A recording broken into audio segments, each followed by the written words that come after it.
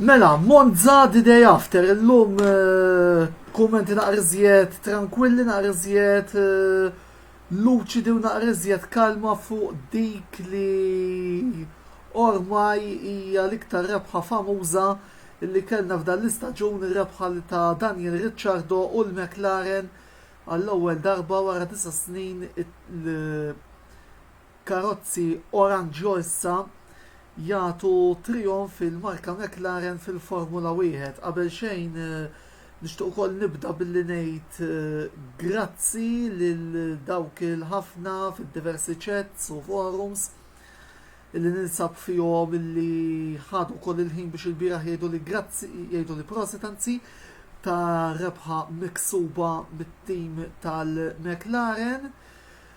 Ovvjament nistqar li kont xi ftit emozjonat ukoll anke waqt il-programm analiżi doppja kont għad ma ġejx tiegħi għal kollox.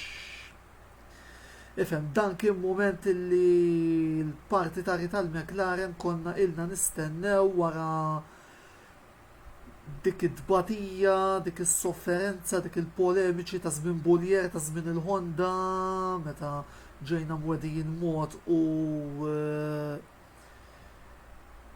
ripjajna mod ieħor, mbagħad tkeċċija ta' Ron Dennis dak il-kolb ta' stat. Imma insomma, ħalli nibdew nitkellmu naqra fuq it-tiġrija fuq l-emozzjonijiet li kelli jiena matul din it-tiġrija qabel ma wkoll ngħaddu kummenti ulterjuri. Ovvjament ma kontx qed ngħidha pubblikament, nammetti li kont qed nagħmel naqra sandbagging, imma fil-forums u fiċ-chats fejn partitari tal-McLaren etta b'mod potenti ħafna jaf illum huwa ċ-ċans tagħna. U kif bdiet it-tellieqa u mbagħad qabel ma bdiet it-tellieqa fil-għod kont rċevejt ritratt ftit sfumaturi bejn Ricciardo u Senna. U ftit qabel itluq tħalt fiċ-chats tal-McLaren li għandi u battulhom speċettilhom Ayrton illum fidejk. Idħol għalina int, dak kien id-diskors. U mbagħad ġitluq rena Ricciardo li ħara li ħa l-ewwel post fuq Verstappen u mbagħad jien dak il-ħin aħrab dak kull ma jgħid. U mill-bqija jiena s-soltu jkolli wkoll il-diversi screens fihom kont nassisti għat-tellieqa għajnejja marru biss fuq l-screens fejn ikun hemm Ricciardo u Norris biex ukoll naqra l-andament b'mod iżjed esklusiv din id-darba żed mis-soltu ta' x'kienu qed jagħmlu s-sewwieqa tagħna. Ovvjament kont qed nara komplement tat-tiġrija fuq grafik fuq screen ieħor naqra ikbar li għandi. Insomma, minn hemmhekk imbagħad bdejna naraw naqra fejn iżjed mis-soltu x'kien beda jagħmel Ricciardo, x'kien beda jagħmel Verstappen, x'kien beda jagħmel Norris, Hamilton biex ħanajdu hekk. Ikun qiegħed inżomm naqa' kontra tas-sitwazzjoni. Kelli biża' fil-pit stops, iva fil-fatt il-memorji tal-frejjeċ li għamilna s-sena l-oħra f'Sakir 2 fejn tlifna tellieqa. Dak il-famuż tiġri li mbagħad spiċċajt intella l-marċi funebri wara biex niftehmu u il-Monza s-sena l-oħra fejn fil-fema tiegħi tlifna żewġ tiġrijiet hemmhekk. Iżda b'xorta tajba l-pit stops ġew tajbin u ġew ħażina din id-darba l-pit stops ta' Verstappen fejn dan madwar 11 sekonda wieqaf. Hamilton sa flattant l-istrateġija tiegħu isu beda jinqata' ftit u mbagħad daħal fil-pits u kulħadd jaf x'ġara dak l-inċident illi fil-fema tiegħi però t-tort huwa ta' Verstappen u mhux ta' Hamilton. Verstappen rali jekk Hamilton jaqbżu kien se tkun tellieqa mitlufa u naħseb fil-fema tiegħi kien inċident perikolus imnella kien hemm il-halo illi salvat s-surwiġ din id-darba. Hemmhekk, alright, mhux xorta kont naqra kif taqbad tgħid. Ngħidu forsi hemm bdejt nemmen li jista' jkun il-McLaren it-tellieqa ġejja. Biss kif imbagħad rajt il-daħla tas-safety car u nara Ricciardo, Leclerc u Norris qed illostrina anke llum se jġibu riżultat tajjeb daw. Ovvjament ma rridux ninsaw li il-McLaren qed tiġġieled mal-Ferrari għat-tellieqa tat-tielet pożizzjoni biss. Naħseb l-ikbar rajt li għamilt matul it-tiġrija kienet kif rajt il-Lando Norris jaqbes il-Charles Leclerc għat-tieni post għax imbagħad speċi hemmhekk imbagħad beda nkwiet ieħor il għaliex imbagħad jimdejt speċi ngħid issa se jiġri nispera li Zac Brown jgħidilhom hold station u laqqas nilħaq ngħid il-kelma li ma toħroġx l-ordni mill-inġinier ta' Lando Norris lil Lando speċi inżommu l-affarijiet kif inhuma. U mbagħad ovvjament it-tiġrija baqgħet sejra, Bottas kien sors ieħor tankwiet kif bdejt narah jaqtal kulħadd, iżda rnexxielu Perez iżommu warajh, Perez eventwalment tilha fil-podium minħabba li kellu kull 5 sekondi penalità. U mbagħad il-mument illi qegħdin taraw fuq l-isfond ta' hawnhekk Ricciardo jaqta' tragward, Norris warajh.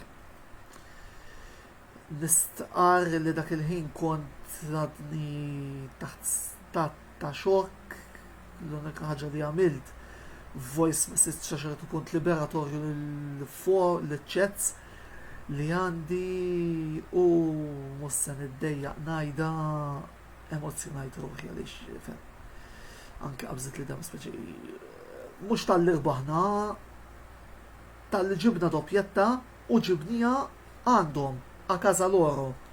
Kif mbaddejtu taraw balla status minn għandu minn segwidi il-profil personali tiegħi fuq Facebook u Instagram il-fatt li ġibna doppjetta fid-trakka tal-Ferrari tagħmilha iżjed speċjali l-affari. Jiena biex nkun qed kollox din kienet ir-raġuni għalfejn jirrid il-Daniel Ricciardo fit-tim b'saħħa kbira il għaliex mumenti bħal tluq ta' Monza li huma deċiżivi fejn Ricciardo kapaċi anke bl-esperjenza u t-talent enormi li għandu jaqta' lil kulħadd u iġib ir-rebħ li hemm bżonn.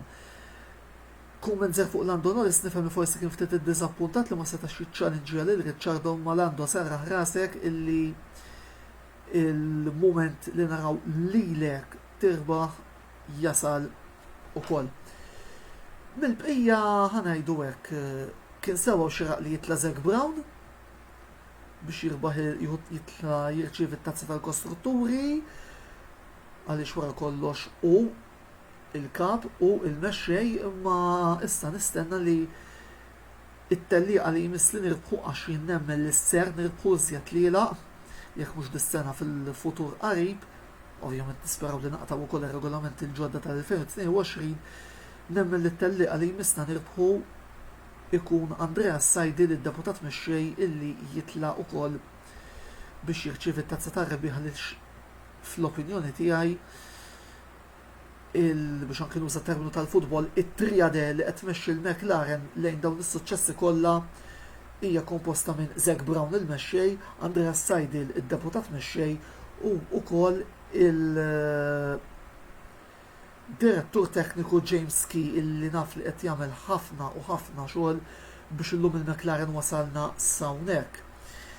Jekk forsi nagħtu ħarsatajn issa lejn il-riżultati li kellna il-bieraħ ma rridux ninsew ukoll illi Ricciardo mill-iktar leb veloċi għal daqstant ġabilna 3 punti bonus illi żgur ser jiswew. Bottas kellu tellaqa tajba fil-fatt anke fl-Antopagel li tellajt illum ġab marka għolja Leclerc irnexxielu biex nuża l-kelma Ingliża il-Ferrari hemmhekk bir-raba' u bis-sitt tal-limita u d-danni fl-opinjoni tiegħi. Riżultat tajb għall-Lance Stroll tal-Aston Martin fis-7 post, il-Williams li reġgħu daħlu fil-punti permezz ta' George Russell u fil-fatt ukoll apprezzajt il-fatt li ferħilna b'mod dirett fuq il-radio kif spiċċat it-tellieqa għandek il-Alonso bil-Ocon li ġabu żjed punti għar-Renault u mbagħad dik hija il-klassifika tal-Grand Prix ta' l-Italja. Meta niġu issa biex naraw ukoll il-klassifiċi l-oħra, l-klassifika tas-sewwieqa jonqos parzjalment id-distak bejn Norris u Bottas sar-raba' post, ovvjament fuq quddiem baqgħu l-istess, is-26 punt ta' Ricciardo jitellawh ukoll fit-8 post bi 83, żewġ punti oħra prezzjużi għal Russell li kważi wasal biex jaqbes lil Yuki Tsunoda hemmhekk u jekk nagħtu wkoll ħarsa lejn il-klassifika tal-kostrutturi hawnhekk ukoll nixtieq niġbed l-attenzjoni il kulħadd fid-diskors illi qal id-deputat mexxej fit-tmiem din at-tellieqa biss kif qegħdin taraw hawnhekk il-distak tela l-15 punt tista' tgħid bejn il-McLaren u l-Ferrari, il-Mercedes komplu jinqataw fuq quddiem. Il-Williams li tela tal-22 achievement kbira t-tim minn Grove biss u hawnhekk ukoll nixtieq li nagħlaq dan l-intervent tiegħi bil-kliem li għadda d-deputat mexxej li ngħidu hekk laqatna ħafna kif beda jmexxi ċelebrazzjonijiet, u kol hemm xi tim photos ta' Seidel li dar speċi beda jmexxihom. Kienet xi ħaġa wkoll li ħadd pjaċir biha. Imma biex niġu lura għas-serjetà, id-diskors tad-deputat mexxej Andreas Seidel kien wieħed u li wkoll nixtieq li waslu lil sħabi l-partitari tal-McLaren li qegħdin jaraw jew se jaraw dal-video iżjed tard. Iva, ngawdu r-rebħa ta' Monza, nieħdu pjaċir li t-tim tagħna wasal fejn wasal u hemmhekk la a loro ma qed ngħidha jien, biss il-gwerra għadha ma ntrebħitx. Nerġa' niġbdilkom l-attenzjoni fuq il-punti fil-klassifika tal-kostrutturi. Il-distak għadu tista' tgħid wieħed minimu meta tfadal diversi tiġrijiet u t-twissija illi deputat mexxejta hija illi il-gwerra għadha ma ntrebħitx.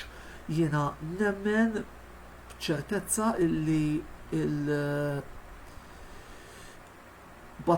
t-tielet post bħal battalja rebħ tal-kampjonati ser tkun deċiża biss fl-aħħar kantuniera tal-aħħar telli għal se jkollna f'Diċembru li ġej ġewwa Abu Dhabi għal daqstant tajb li nibdew naħsbu fil-Russja u nibdew naraw li Monza tkun mhux one-off, speċjalment għal Ricciardo, imma tkun ukoll punta tluq li minnu il-McLaren nkunu nistgħu għalissa nżommu t-tielet post bit-tama li kif qal il-mexxej Zac Brown sal-2024 nkunu qegħdin f'postna jiġifieri niġġieldu biex nirbħu il-kampjonati.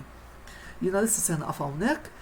Il-programm l-intervista ta' nhar il-ħamis ser jkun jitratta l-Formula 1 fejn għandi diversi mistednin fejn ser niddiskutu diversi punti, mhux se nsemmu rebħa tal-McLaren imma ovvjament hemm dik il-ħabta Hamilton Verstappen, is-suq ta' trasferimenti, Russell, Voldir se jkunu ħafna punti. Dak huwa l-appuntament ta' nhar il-ħamis li ġej fid-9:15. Il-video li jmiss ser jixxandar l-erba' l-ħabta ta' 11:15 fit-tmiem il-logħba Inter Real Madrid fejn nagħmlu naqra analisi ta' dik il-logħba id-debut tal-Inter fiċ-Champions League. Bil-bqija komplu segwu l-kontenut kollu li qed joħroġ sew fuq il-paġna tagħna ta' Facebook kif ukoll fuq YouTube channel fejn hemmhekk hemm il-video logs kollha li rigwardaw futbol Taljan, futbol Ingliż, il-programmi kollha tal-intervista kif ukoll il-video logs kollha relatati mal-Formula 1. Għal-issa se naqaf hawnhekk il-kumplament tas-sena tat-tajba u bħal dejjem Forza McLaren.